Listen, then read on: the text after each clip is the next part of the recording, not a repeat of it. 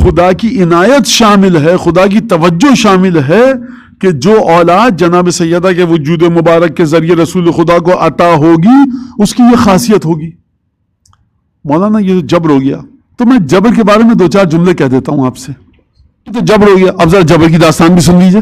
یہ تو جبر ہو گیا، جناب سیدہ کو خدا نے اس طرح سے خلق کیا عنایت کے ساتھ، توجہ کے ساتھ، یہ تو جبر ہے۔ اچھا تو کائنات میں جبر نہیں ہے کیا؟ نہیں مولانا انسان تو آزاد ہے۔ آزاد ہے، اچھا آپ اپنا جو ڈی این اے ہے وہ اپنی مرضی سے طے کر لیجئے، آپ اپنی جسمانی خصوصیات اپنے والدین سے الگ کر لیجئے، آپ جس نسل سے ہیں، جس علاقے میں پیدا ہوئے وہاں کے موسمی حالات سے اپنے آپ کو جدا کر لیجئے۔ نہیں مولانا یہ تو ہم یہاں پیدا ہوئے تو نہیں پیدا ہوتے یہاں پر، انٹارکٹیکا میں پیدا ہوتے، مولانا وہ تو ہمارے اختیار نہیں تھا۔ ابھی تو آپ کہہ رہے تھے کہ آزاد ہیں ہم، خود دھیرے دھیرے اس گفتگو کو سمجھانا تو سمجھیے گا۔ اچھا ہمارے یہاں کراچی والے اس بات کو سمجھیں گے، مجھے نہیں پتا اور بر صغیر کے علاقوں میں انڈیا پاکستان میں کہاں کہاں پر ہوتا ہے، باڑ لگتی ہے ایک باڑ۔ باڑ کس کو کہتے ہیں؟ ہیجز کو، یعنی آپ 2-4 فٹ جھاڑیاں ہوتی ہیں وہ گھر کے آگے اگا لیتے ہیں آپ، اور ایک کٹہرا سا بن جاتا ہے خوبصورتی کے لیے، مہندی کی بھی ہوتی ہے۔ اور کراچی کی جو عوامانہ زبان ہے اس زبان میں اس کو کہتے ہیں ڈم ڈم۔ انتہائی کڑوی ہوتی ہے، انتہائی کڑوی۔ لگاتے کیوں ہیں لوگ؟ اس وجہ سے کہ ہمارے جو بکری والے کبھی مویشی کو چرانے کے لیے لے کے جاتے ہیں اتفاق سے، تو وہ بکری اور مویشی حیوانات اس پر منہ نہیں مارتے، اتنی کڑوی ہوتی ہے۔ اگر آپ اس کو ہاتھ میں لے کے مسل لیں اور اس کے بعد اپنی زبان پہ ذرا سا انگلی وہ رکھیں تو اتنی تلخ ہے کہ آپ کا جی متلانے لگے گا۔ ٹھیک ہے، بہت اچھی بات ہے۔ انگور کے پتے، انگور کے پتے، عربی فارسی نہیں بول، انگور کے پتے سب کو پتہ ہے۔ توڑیے، کھائیے، خوش مزہ ہے، لذیذ ہے انگور کا پتا، کھٹاس اور مٹھاس ہے اس میں۔ اچھا پان کھانے والے کھاتے ہیں، ان کو مزہ اچھا لگتا ہے۔ تو کتنی برس عبادت کی تھی انگور کے پتوں نے خدا کی کہ خدا نے یہ مزہ دیا، اور بیچاری ڈمڈم کی باڑ میں کون سا گناہ کیا تھا جو خدا نے اس کو کڑوا اور تلخ خلق کیا۔ تو جناب امیر کو چھوڑیے، جناب امیر کی بات چھوڑیے، ابھی جناب عیسیٰ نے کتنی عبادتیں انجام دی تھیں کہ جناب مریم کی عزت اور حیثیت کو اعادہ کر کے لوٹا کر بڑے ہوئے۔ آسان کر دوں جملے کو، جھولے میں ہیں، دیکھیے عبادت سے سب کچھ ہوتا ہے۔ انی عبداللہ جھولے میں ہیں، کہا کہ یہ مریم ہاں یہ کیا تم نے کام کر دیا، تو بڑا یہ کیا سلسلہ ہو گیا سارا، اشارہ کیا، فاشارت الیہ، خدا نے کہا چپ ہو گئی کا، تو گھوم کے انہوں نے دیکھا، لگتا ہی کہا کہ کیف نکلم من کان فی المہد صبیا، ہم کیسے گفتگو کریں اس بچے سے کہ جو جھولے میں پڑا ہے، بچہ ہے، ہم تم سے پوچھ رہے ہیں کہ یہ تم نے کیا کیا، تمہارا کردار ایسا نہیں تھا، تمہارے ماں باپ اچھے تھے۔ ابھی ادھر یہ گفتگو ہو رہی تھی، کہا کہ ہم کیسے بات چیت کریں بچے کے ساتھ، بچہ بول پڑا انی عبداللہ آتانی الکتاب وجعلنی نبیا، اور 5 6 7 خصوصیات جناب عیسیٰ نے اپنی بتائیں۔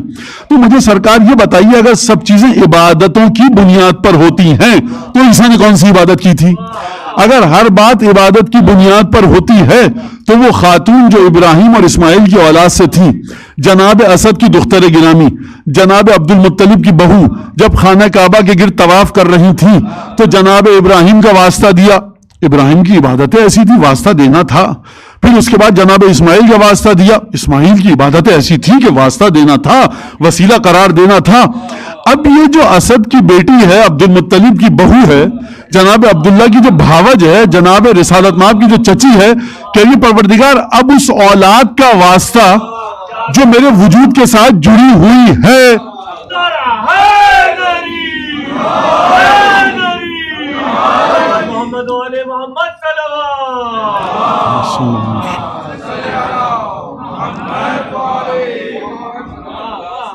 آخری جملہ کیا کہ بات کو آگے بڑھاؤں، یہ 6 مہینے کے بچے نے کون سی عبادتیں کی تھی؟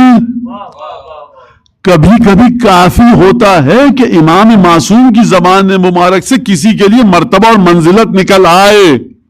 خوب توجہ کیجئے گا، یہ جو میزاب رحمت ہے خانہ کعبہ پہ، اس نے کتنی عبادتیں کی ہیں، یہ صفا مروہ نے کتنی عبادتیں کی ہیں، یہ حجر اسود نے کتنی عبادتیں کی ہیں، وہ تو خدا کی عنایت ہے۔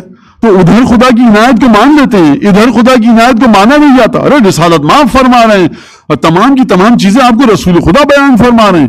اور خداوند تبارک و تعالیٰ اس طرح سے عجیب اور آخری مثال دیکھ کر خدا کہہ رہا ہے کہ شہد کی مکھی نے کتنی عبادتیں کی ہیں سرکار, جو اس کے پیٹ میں سے شہد نکل رہا ہے, فی شفاء للناس.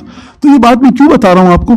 جبر ہم نہیں مانتے, لیکن کہاں پر نہیں مانتے؟ کائنات میں جبر ہے, جو کہتا نہیں ہے غلط کہتا ہے. ہمارے عقائد سے کوئی تعلق نہیں ہے اس جملے کا, جبر ہے. اور ہمارے عقائد سے کہاں پر جبر نہیں ہے؟ کہاں پر جبر نہیں ہے؟ یعنی جنت اور جہنم کے اختیار میں جبر نہیں ہے. جنت اور جہنم کے اختیار میں ہم اور آپ آزاد ہیں. بقیہ پوری کائنات میں جبر ہے. آپ گیند کو آسمان کی طرف پھینکیے, نیچے آنے سے روک دیجئے, وہ نیچے آ کر رہے گی. مانا آپ نے تو کہا تھا دین میں جبر نہیں ہے. سرکار اس کا اصل میں دین سے کوئی تعلق نہیں ہے. آپ ٹھنڈا پانی پیجئے, پیاس بجھ جائے گی. کھولتا ہوا پانی پیجئے, منہ جل جائے گا. یہ جبر ہے. آپ دیا سلائی کو, میچسٹک کو, ماچس کو رگڑیے, اس کے باکس پر آگ لگ جائے گی. پیٹرول کو آپ آگ بجھانے کے لیے چھڑک دیجیے, آگ بھڑک اٹھے گی. تو مولانا یہ تو جبر ہے. سرکار ہم نے کب کہا تھا کہ ہمارے عقائد میں یہ جبر ہے؟ ہم نے کہا تھا کہ ہدایت, نجات اور شقاوت اور بدبختی جہنم اور جنت کے انتخاب میں جبر نہیں ہے. پروردگار عالم جو ثواب دیتا ہے اس کی بنیاد پر جبر نہیں ہے. اس کا اس سے کوئی تعلق نہیں ہے. خدا کی ازل سے خدا کی عنایت کسی کے شامل حال ہو, اور وہ تولد کے وقت نہیں, تولد سے پہلے نہیں, تولد سے ہزاروں برس پہلے برکتیں عطا کرے.